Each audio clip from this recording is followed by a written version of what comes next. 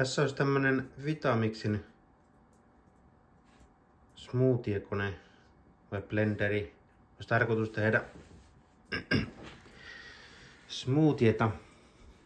Tässä on itse se laite ja täällä on tämä assa. Sinne aletaan pilkkoa näitä hedelmiä ja marjoja, mitä tänne tuleekaan. Tämän smoothien, minkä tänään teen, niin tässä on salainen ainesosa, tämä inkivääri. Tää voi pikkusen pienentää. Voi kuoriakin, jos haluaa. Ottaa noita huonompia paloja pois. Ja appelsiinia ja vettä. Sitten tulee muutakin, mutta laitetaan nämä nyt ensin tonne. Vettä voi olla ehkä pikkusen vähemmänkin. Tän verran nyt aluksi. Inkivääristä on nyt enimmät kuoret otettu pois. Ton kokoinen tuli.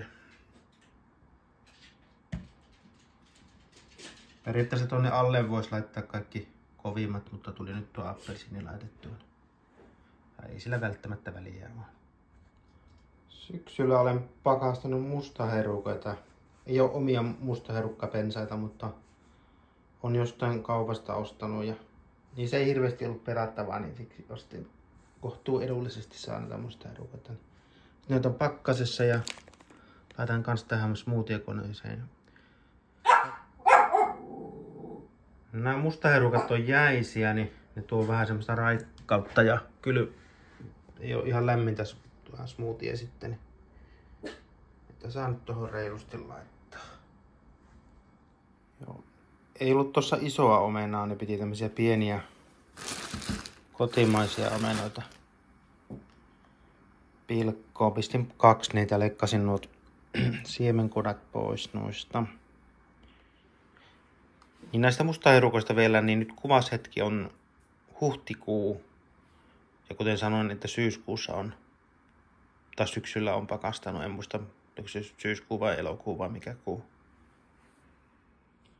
Tässä ne melkein alkas olla, että banaanin pistin tohon vielä ja viimeis kun tein samanlaisen smoothien, niin laitoin porkkanankin, mutta en nyt taida jaksaa. Se ei paljon hirveästi makua muuta eikä koostumusta, jos yhden porkkanan kuoriita. Tässä on niin paljon kaikkea muuta. Jos jääkaapissa on jotain vanhaksi menevää, esimerkiksi sitruunaa tai limettä, niin niitähän voi kans pikkusen tuohon puristella. Mutta ehkä nämä ne päämaut tuo tässä, nämä mustaherukka ja inkivääri ja appelsiini. Joo, sitten laitetaan vaan tonne koneeseen. Tää konehan on nyt jotain 5 vuotta vanha, että tää oli aika arvokas uutena ostaessa, mutta kyllä on kestänyt käyttöä. Alkuaikana tuli paljonkin käytettyä, joskus on välillä sitten aina harvakseltaan, mutta aina välillä innostuu enempi tekemään näitä smoothieita ja jotain muutakin tulee tehtyä. Kyllä se on maksanut itsensä takaisin. Täällä on tää tehosäätö ja tosta saa päälle ja tuolta saa sitten tämmöistä pulssimuotoista sykettä. Joo. Olikohan 1 hevosvoiman tehoinen laite. Semmosta tuli. Siitä tulee varmaan 3 isoa lasillista. Saa huomenna ja ylihuomennakin sitä juoda vielä.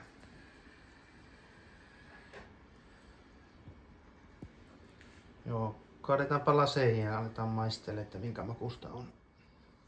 Joo, maku on ihan hyvä, että inkivääri maistuu sopivasti ainakin omaan makuun. Ja ehkä vähän kylmempää olisi saanut olla, että olisiko pitänyt laittaa niitä mustaherukata lisää tai sitten jopa jääpalikoita voi laittaa, että kyllä tuo laite sinne murskaa ihan hyvin.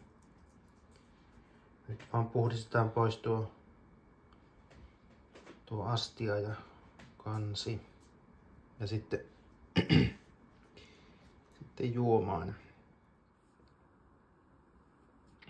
Astian viruttelin tuossa hanan alla ja saman tein tuolle korkealle kanssa tai kannelle. Että astia ei saa pestä pesukoneessa, mutta tuon kannen voi pestä. Tänne voi laittaa joskus laitan aina, että laitan lämmintä vettä johonkin puoleen asti tai vähän alle ja sitten sinne firea ja sitten tuohon laitan tuonne koneeseen pyörimään esimerkiksi minuutiksi tai vähän kauemmin aikaa. Kohtuu helppo kuitenkin näin puhistaa, mutta sinne saattaa pientä semmoista tavaraa ajan myötä kertyä, niin siksi hyvä pyöritellä tuolla koneessa välillä vairin kanssa. Toki harjalla voi kanssa tästä, mutta pitää tietenkin varovainen olla, että ei tylsyttele teriä. Tässä on tosiaan tässä Vitamixissa tää korkki tämmönen. Tämä on kansi ja tämä on se korkkiosa. Tätä voi käyttää mittana, mutta myös sitten, jos tekee jotain semmoista, missä on esimerkiksi jäisempää ja tiiviimpää tavaraa, niin tässä tuli semmoinen sauva mukana, millä voi sitten tökkiä tonne. Ja se sauva on sen mittainen, että se ei osu sinne teriin. Eli tämmöisestä sauvasta olisi kyse. Ja se menee tänne. Ja tuolla pohjalla just ei osu tuohon terään. Se on oikein mittainen. Eli muuta tämmöistä sauvaa ei saa käyttää, jotta se ei osu sinne. Että niin kuin esimerkiksi nyt kun tein tätä smoothieta, niin ei tarvinnut käyttää tätä sauvaa, mutta jos sanotaanko, jos vaikka pakastan vesimelonin paloja, niin jotain muuta laitan sitten niiden kanssa, niin kyllä pitää olla survoamassa, että ne tahtoo nousta tuonne pintaan, ne esimerkiksi vesimelonin palat, niin kun ne on pakastettu, niin sitten niitä pitää tuonne survoa, että ne menee tuonne alaspäin.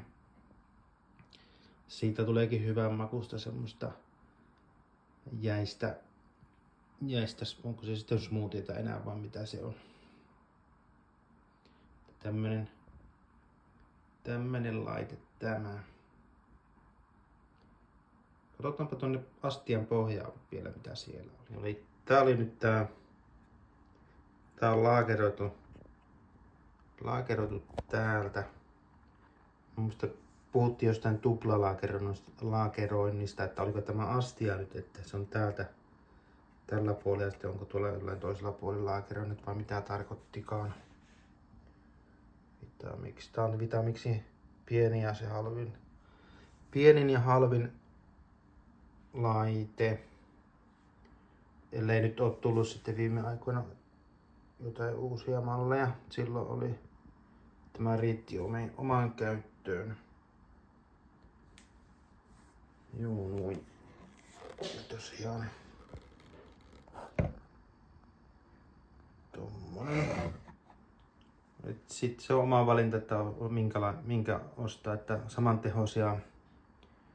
samantehoisia blendereitä saa noin puoleen hintaan tästä. Tätä taisi olla mulla 500 €, mutta jos olisi tietenkin jotain tarjosta odottanut, niin olisi pikkasen halvemmallakin saanut, mutta olen nähnyt joskus jollain 450 on nähnyt niitä, vai paljonkohan oli hinta. Niin reilulla 200 saa vastaavan tehoisia kilpailijoiden koneita, mutta se on sitten jokaisen oma valinta, että minkä haluaa. Ainakin tämä on kestävä ja pitkä takuu.